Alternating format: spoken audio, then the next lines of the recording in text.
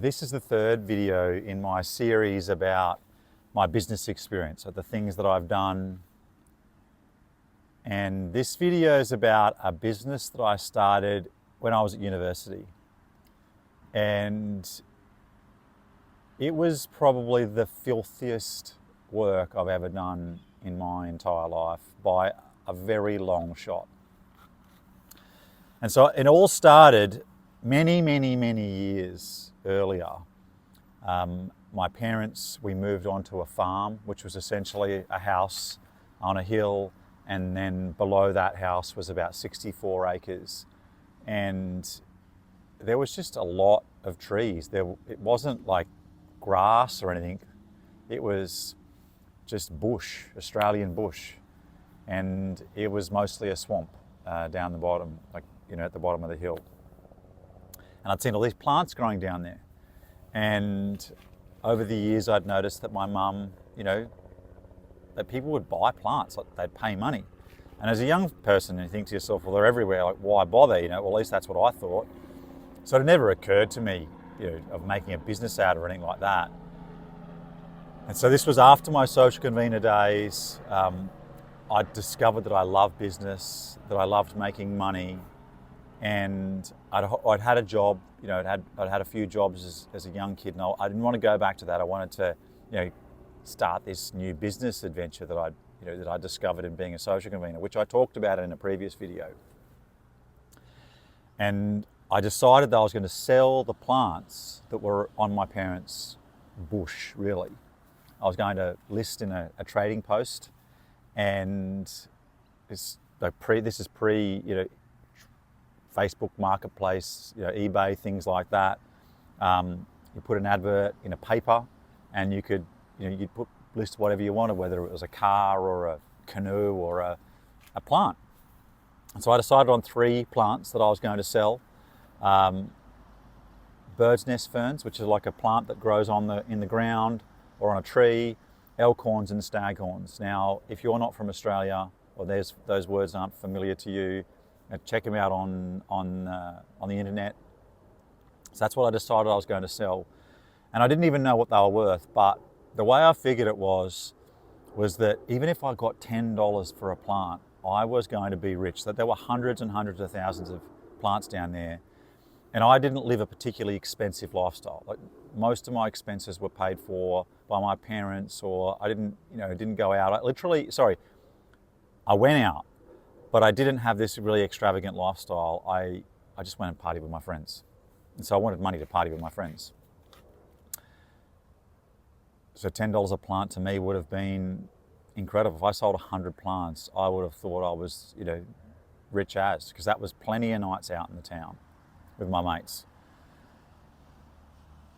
So I put an ad up. I probably spent all of my money on this ad, and back in those days, I calculated how much money I spent based on the number of nights I could have gone out and hung out with my friends. Like, I loved socializing back then. They call it networking, at my age, but back then it was socializing or partying.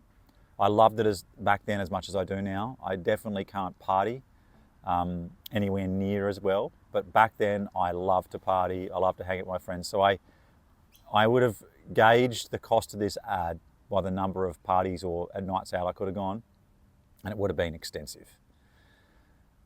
Would have been several nights I would have missed out on, so that would have been quite the deliberation. Anyway, so I get this ad in, and I wonder to myself, like, how many calls I'm going to get. I'm really hoping I get enough to cover the costs. And I get, as soon as this paper comes out, I think it came out on like a Wednesday or something like that, I start getting phone calls. Now, luckily it's like school holidays, universities around Christmas. So, and the phone calls just keep coming and coming and coming. And I'm, planning on selling 20. And I am getting call after call after call, and so much so that I'm struggling to write down this order that I'm getting. Now, there's a big difference between saying, hey, it's a great idea to sell plants and make money, but there's a big difference between that and actually doing it. So now I'm getting these phone calls on my Nokia 3110, and I'm thinking to myself, the orders just keep getting more and more and more, and I just keep saying yes and yes and yes, because why wouldn't I? I'm about to be like rich as. And then it dawns on me that I don't know how long it's going to take me to actually harvest these plants. But I've calculated how much money I'm going to make and how many nights out on the town and parties I'm going to have. And I am going to be set up for quite a number of months. So I'm pretty excited about that. So I've got my orders in hand. I'm super excited. I've got a chainsaw.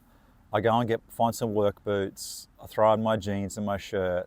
And now I've got to work out how to get this colossal order of plants off of my parents' farm. So I go down. You can't walk from the top anymore. It's so rugged that walking from the top down towards between my house, where our house sat on the top of the hill, and then it went all the way down to a road, like a highway. And my parents owned from the top of the hill all the way down to the highway, and so I had to. Normally you would have walked, but that was not logically. You couldn't do that. So I had to go all the way around to the road, and then drive into the land from there, and then try to get into this forest, this 65-acre swamp thing. Now I'm going to give you the world of what it was like. So the swamp, the short grass was sort of shoulder height, and everywhere was wet until my shins. So on average, I was always in water no matter where I stepped, once I stepped into this swamp forest. And you've got huge trees, very, very similar to the trees that are around me today, but there's a metre at most between most of them. So you can't really see much more than 5 metres in front of you. You're walking in grass that's about this tall, like reeds and just shrubs and whatever else can grow down there. And you're up to sort of your shin height in water. Now, that's when you get in there. But to get in there, I've got to go through reeds that are about twice my height, and they are so densely packed you can't walk through them. So I spend half a day carving my way through these reeds, wondering why I'd never thought about the amount of effort it was going to take to get in there. So after a half a day of hacking through these reeds, I then get to the forest. And now the reeds, I'm only going 5 to 6 metres through the reeds. So I get through this 5 or 6 metres of reeds in half a day, and I finally get to this little island. There's a tiny little island, maybe a couple of square metres in size on the other side. Put all my gear down. I've got a chainsaw. I've got a big bottle of water. I've got a hat, which is completely useless because there's no sun in there. And I've got a petrol can and some chain oil. And now I've got to go and get these bird's nest ferns, elkhorns and staghorns. So the first day, half a day in, I'm supposed to be delivering these in about 7 days. And because the next trading post comes out in 7 days, and my ad is supposed to go in that trading post. So I get to work. Now, I don't know if you know much about bird's nest ferns and elkhorns or staghorns. So bird's nest ferns generally grow on the ground. So I can collect them from on the hill side. I can go and collect most of them on the hill, but some customers ordered massive ones, and the massive ones, they grow on the trees. But luckily they grow down low, they don't grow up high. Now the bird's nest ferns and elkhorns, the staghorns and elkhorns, they grow up high, 20 metres up a tree. So here I am, I've got to get these plants down. Now I'm not going to climb 20 metres up, that's super dangerous. So I'm going through the forest, I'm finding the right size for the plants that I've ordered. I've sold small, medium and large, and I am now cutting these trees down. Now it's all above board, don't get too worried about that. I've got to cut these trees down to bring the elkhorns and staghorns down, and then I would cut the tree on either side of the elkhorn and staghorn, and then I would carry it out with the elkhorn or staghorn over the top of my shoulder. And I could be carrying them up to 300 metres through the forest. Now, just imagine a tree, anywhere from sort of this this thickness, because the trees would grow really, really tall and thin, up to about this, because I really couldn't carry anything that was about anything thicker than this, because you've got this, 2-meter log, and then this huge elkhorn or staghorn on the log. So I'd find a tree, I'd chop it down with a chainsaw, I'd try to make sure that it landed against other trees, and then I would cut it down until the elkhorn or staghorn was within reach, and then I could pick it up, put it over my shoulder, and off I'd go. Now the problem with that is that elkhorns and staghorns have this void in the top of them. And that is for all the plant matter to fall in, and they eat that. And that's how they get their water. And that is the perfect place for snakes to live. So it's around the first one that I've cut down and realized this, that I have bitten off a hell of a lot more than I am ever going to be able to chew in a week's time. And this is going to be a hell of a lot more filthy work than I have ever done in my entire life. And the swamp's not one of those fun swamps. I don't know if there is a fun swamp, but if there is a fun swamp, it wasn't one of those. This was the sort of swamp that when you put your foot in, the rotting matter smelt like poo. So I just had this, I was covered in this, I was wet, I was covered in this like rotting sludge that was like the consistency of liquid poo, covered in spiders and spiders' webs and ants and termites and insects, and dragging this, my first staghorn, it probably would have been a staghorn or an elkhorn, out of the forest. And I needed to do that a hell of a lot more times.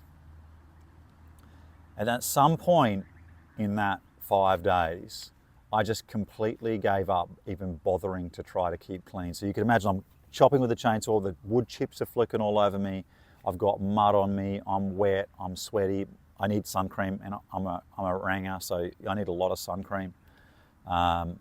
They should give shares to ranger kids when they're born in the sun cream manufacturers, because we're the guys propping you sun cream manufacturers up. I'm filthy. And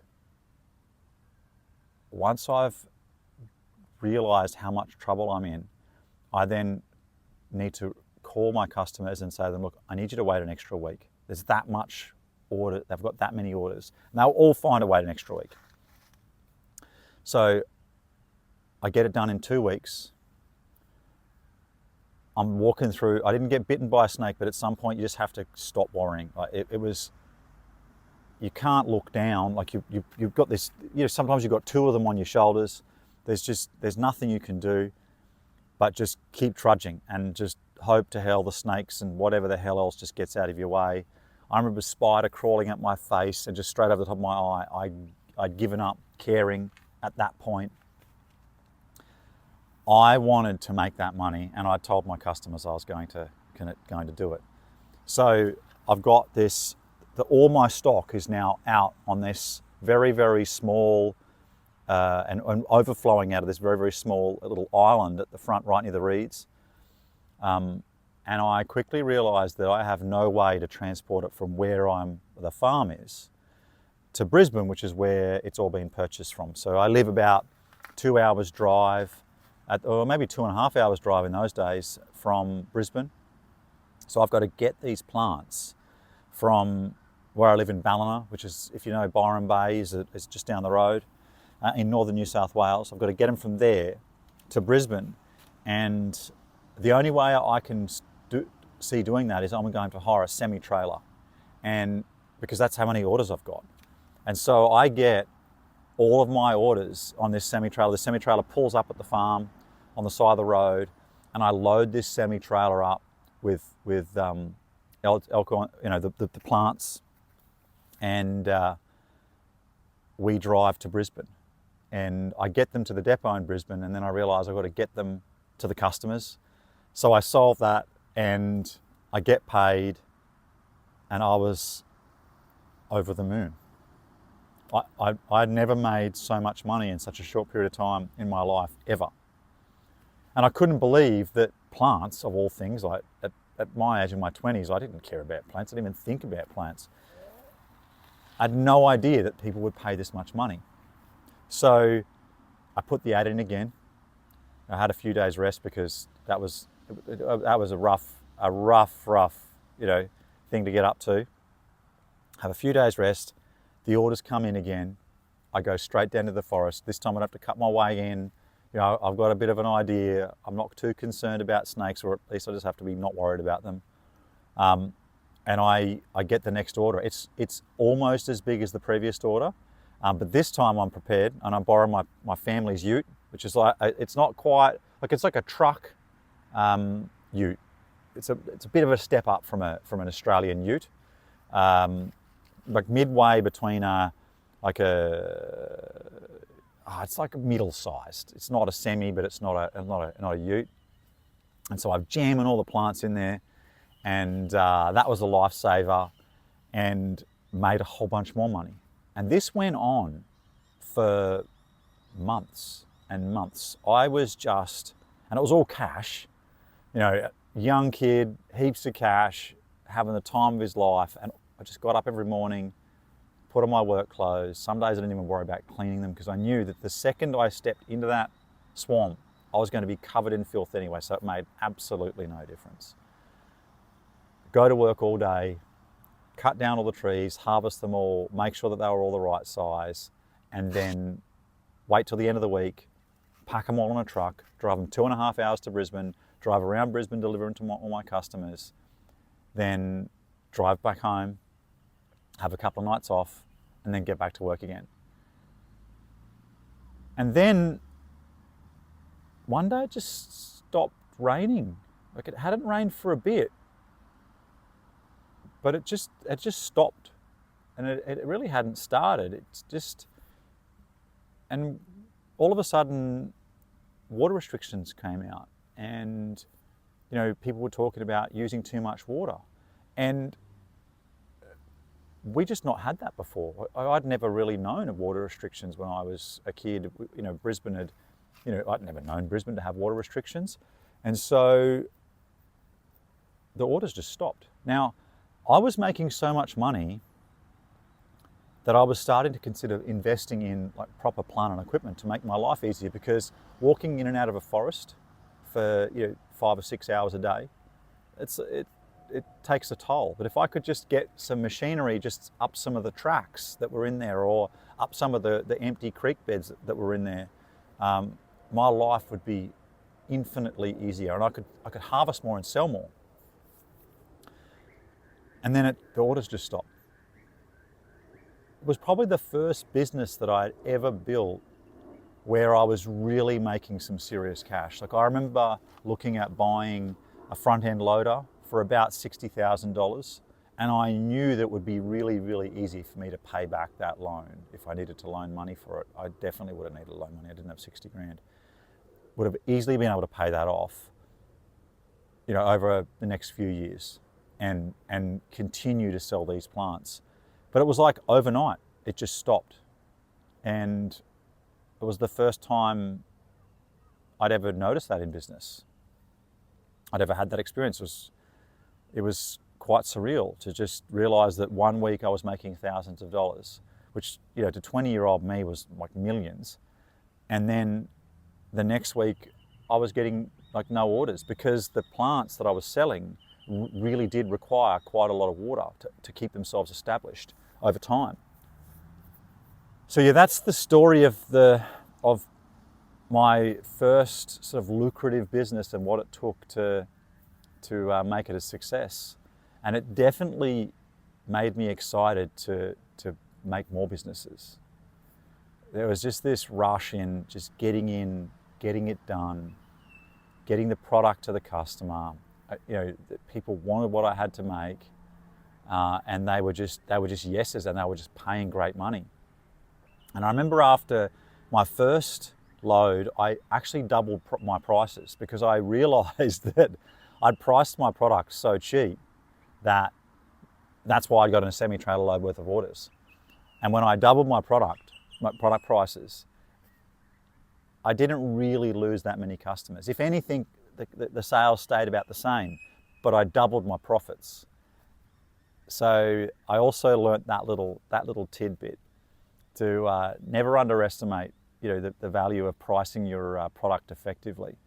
That having my prices half of what they were, after my second order, made very little difference to the price. But if I'd increased them much more, I think I would have dropped off customers. So I need to find that sweet spot. And I would probably go back to doing that again. I really have become, in my older age, a real plant lover. Would I go down and trudge through the swamp and things like that? That's not really what I'd say I want to do, but I just love the simplicity of it. There's just something about hard work that floats my boat. So yeah, I hope you got something from that. I hope that if you've got any questions, pop them in the chat below, send them to me. If you want to know anything more in that area, if you think to yourself, oh look, there's more he could say, definitely message me. And I'll see you in the next video. Thanks for watching.